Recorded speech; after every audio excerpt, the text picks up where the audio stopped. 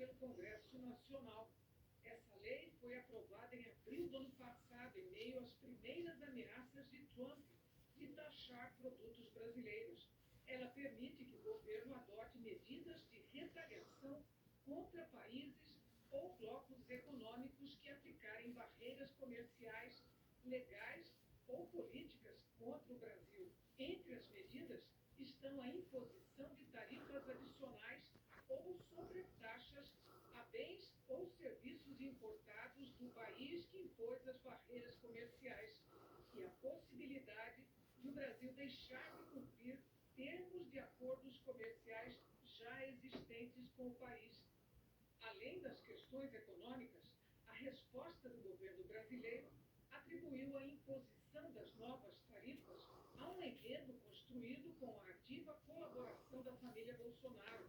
Chamou de falsos patriotas que arquitetaram e defenderam publicamente ações contra o nosso país, movidos por objetivos eleitoreiros. E concluiu dizendo que proteger a nossa soberania é uma obrigação que está acima de todos os partidos e todas as tendências. Outros pré-candidatos à presidência da República também se manifestaram.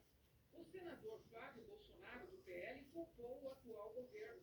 O presidente Lula e seu governo não negociaram com os Estados Unidos de boa fé. Suas políticas econômicas são ruins para os americanos e ruins para os brasileiros.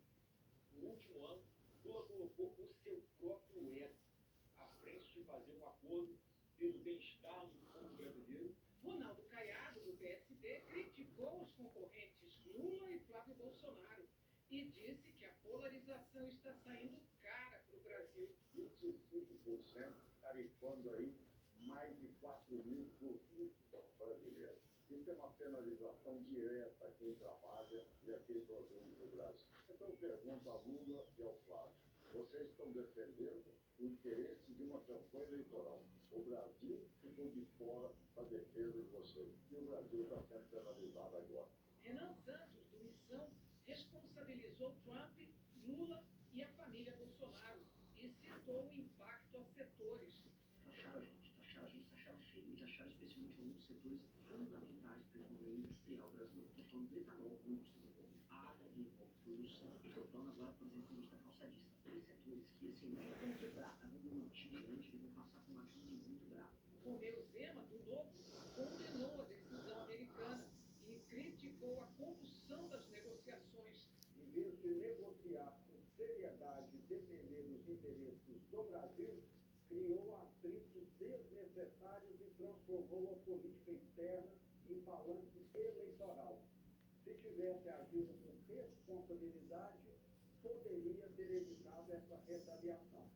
Mas uma coisa tem que ficar clara: os erros do governo Lula não justificam o tarifaço americano. O Brasil precisa ser respeitado. A preocupação com os impactos do novo tarifaço ocupou a agenda do presidente Lula. Foram reuniões com ministros envolvidos nas negociações com os Estados Unidos. No início da tarde, coube ao ministro das Relações Exteriores, Mauro Vieira, responder ao secretário de Estado americano, Marco Rubio, que havia acusado o presidente Lula de não negociar com os Estados Unidos de boa fé. Desde o primeiro momento, o presidente Lula buscou o diálogo e enfatizou sua disposição de negociar qualquer tema.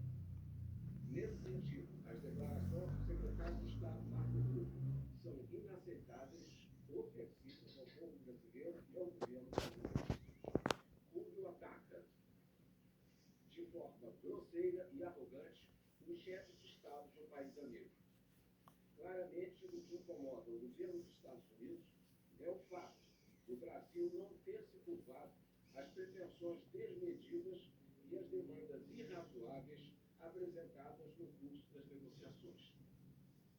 Cito como exemplo demandas de abertura total, irrestrita e exclusiva aos Estados Unidos de setores inteiros da economia brasileira, sem qualquer contrapartida para os produtos brasileiros.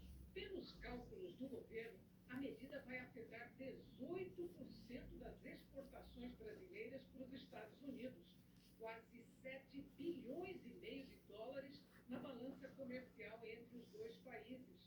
O governo afirma que vai insistir nas negociações, mas, em paralelo, prepara um programa de apoio às empresas brasileiras afetadas: madeira, máquinas, equipamentos elétricos, calçados e açúcar terão prioridade.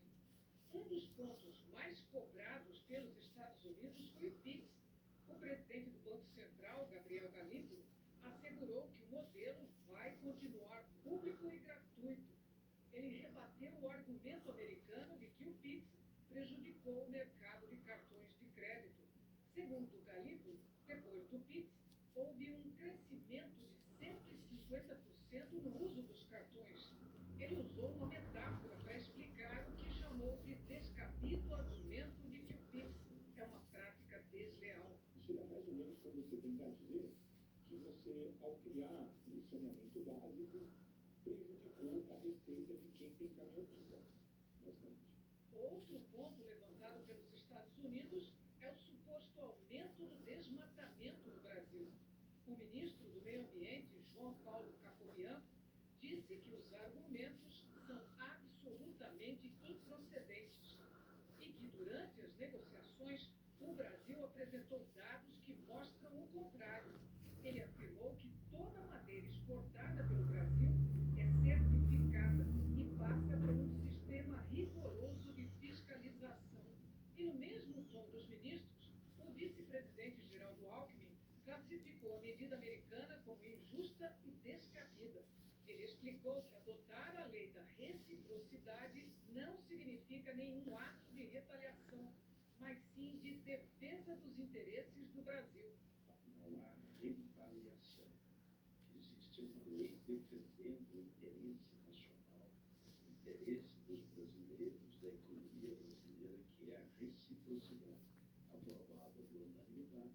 É um instrumento jurídico, legal importante. O governo analisará o momento e a forma de fazer. O presidente do Supremo Tribunal Federal, Edson Fachin, respondeu às manifestações dos Estados Unidos que relacionam a adoção do tarifaço a decisões da justiça brasileira. Em nota, Fachin declarou que o Supremo atua exclusivamente com base na Constituição, que o respeito à independência judicial é parâmetro indispensável nas relações entre Estados soberanos e que a justiça brasileira continuará exercendo suas funções sem qualquer influência, pressão ou condicionamento de natureza externa. O Brasil vai passar a ser o segundo país mais tarifado pelos Estados Unidos, atrás apenas da China. A investigação comercial dos Estados Unidos analisou 6 temas: comércio digital e serviços de pagamento, incluindo o PIX, acordos tarifários, combate à corrupção, propriedade intelectual, mercado de etanol e desmatamento ilegal. A Global Trade Alert, uma iniciativa suíça sem fins lucrativos, calcula que a tarifa efetiva média sobre todas as exportações do Brasil para os Estados Unidos vai subir de 11,7% para 18,2%. Assim, o Brasil passa a ser o segundo país com maiores tarifas do governo americano. A China lidera a lista com tarifa média de 27%. Mas por que o Brasil? O ex-secretário de Comércio Exterior, Welber Barral, diz que uma parte da explicação está em falta de negociação. Os Estados Unidos, desde o ano passado, primeiro tiveram intervenção